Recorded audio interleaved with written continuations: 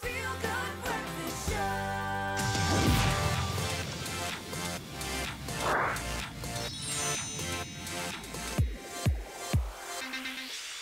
Oh, yes, Mzansi, welcome back to Feel Good Breakfast Show, and we are keeping the magic flowing right now. Of course, you heard the theme. It's all about a Gran Turismo, which was the world's first commercial racing simulator. And as the movie demonstrates, one can actually put you in the racing seat of a real racing car. Now, let's see how well we can race in studio with our tech expert, Gran Hinds, and find out more about this. Man, how you doing, firstly?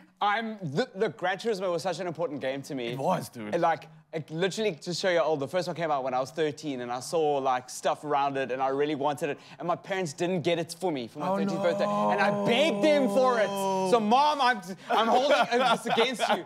But also, the A international licenses my brother and I got. We spent so many holidays playing this game. It taught me how to drive. It was the reason I got my K53. You gotta look that way, you gotta look that way. But dude, I completely resonate with you, man. I learned so much about cars. I remember the Skyline GTR, the Mitsubishi GTO, cars you had no idea about that became so tantalizing for you and you just wanted to explore them. Talk to me about the game though, man. Listen, a lot has changed since this first game came through when we were 13 years old. PlayStation 5, yeah. If you want to have a look, obviously a ton of real world cars. Obviously that's a big deal for it.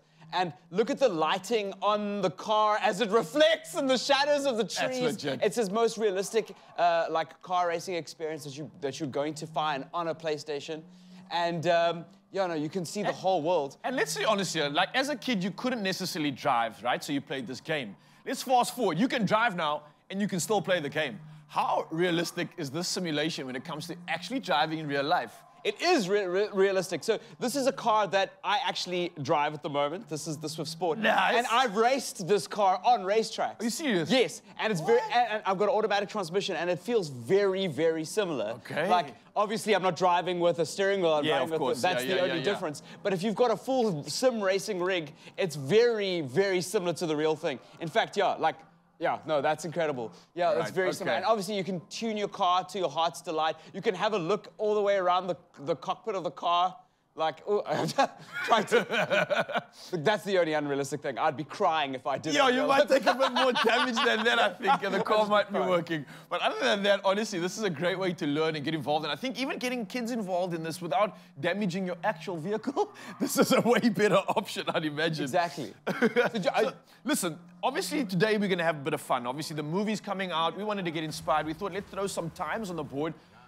Who do you think's going to take top spot today? I'm going to go first. We've got Carl. We've got Ewan coming through. Are you going to be a part of this? No, I think that's unfair. I think it might be a little unfair. I think Carl's actually got it, to be honest. Carl's one of those silent but violent types. He plays a lot of games but doesn't tell anybody. It's like a dynamite stick, man. Comes in small packages. Bro, is that what you you're didn't saying? teach me what to do here. How hard is this really? I mean, I know how to drive in real life, but when it comes to simulation, follow the racing line. Yeah. It's really important that you know that. Yellow means that I'm going a little bit too fast, and then red is not the way. I've got to brake. See, it tells you where to brake. Listen to those. You might think that you've got it and that you can take it, but pay attention. Pay attention. Okay. There's a lot that's happening. There's a lot of momentum. There's a lot of velocity and dynamics that are happening in the car, and you've got to compensate for that. These corners are really deceiving. Just because you've played, I don't know, Need for Speed or these arcade races, and you can go just whip around corners, doesn't mean you can do that in a simulation. 100%. You've got to be a real driver, know exactly how you're racing, which is really exciting. Absolutely love it, man. This is giving me so much nostalgia at the same time, thinking back of when this game first came out, how far it's come, and how much impact it's actually having on so many people that are just And I enjoyed the movie, hey, so much. I can't wait to dive into that, of course, and this is exactly what we're doing this morning. Mzansi, we're getting our time trials up here. We're having some fun, but also getting inspired for the release, of course, of Gran Turismo, and JP Sebastian's going to be coming through with the latest on that. So it's all things racing. Also talking about women in racing, don't forget Kukle is also going to be taking her hand into the racing world and seeing how well she does. So let us know what your thoughts are. Let us know what you think about the game. Let us know if you think you could take top spots on this game too, because, Gran Hinds is already putting in a great Look time at that on this line. one. Oh, Look at that racing line. fine form, lad, on the chicane, perfectly handled. Don't forget to brake. And again, let us know, Mzansi, if you're having fun with this one. If you have any Gran Turismo memories as well, share it with us, because, we're going into nostalgia lane right now for this one. I've got so many memories, some favorite cars too that really stand out for me. But let us know, Mzansi, this is it. Before we get too caught up in this, it's time to head to the kitchen, fill our bellies, while I put a time on the board. We'll see you there.